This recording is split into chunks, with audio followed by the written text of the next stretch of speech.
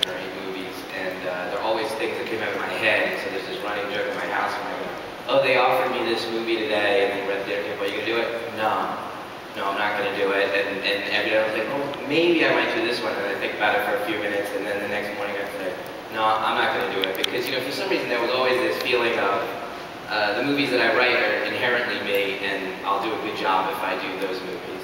And you know, my kids started to get upset when I'd say, you know, they offered me Harry Potter today, and I'm not going to do it. And they just wouldn't even look up now from the dinner table. They're like, they just get really angry. And my dad, he's really the practical one in the family. He's, you know, he got really angry if he went to a Spider-Man opening. He's like, why did you do Spider-Man? You would make so much money. And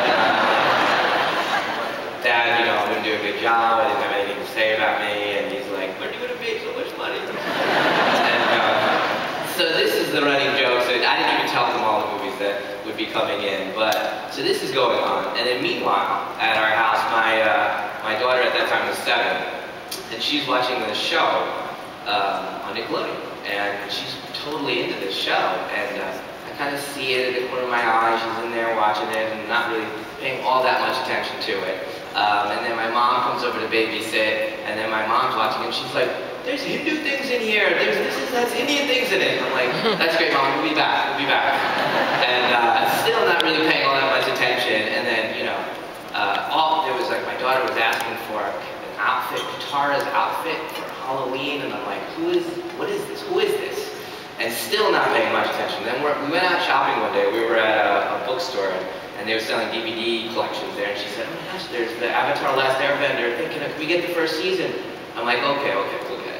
So we get it, we go down to the theater in our house, and we watch it, you know, as a family, we all sit down to watch, and like, oh, this will be nice, let's just sit and have a little moment here. So we watched the first episode, and I was like, this is good.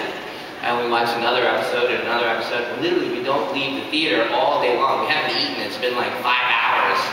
And I'm like, we need to go up and eat. So we go up to the kitchen, and I open the fridge, and I'm like, I just stop, and I'm like, this would make the greatest movie ever.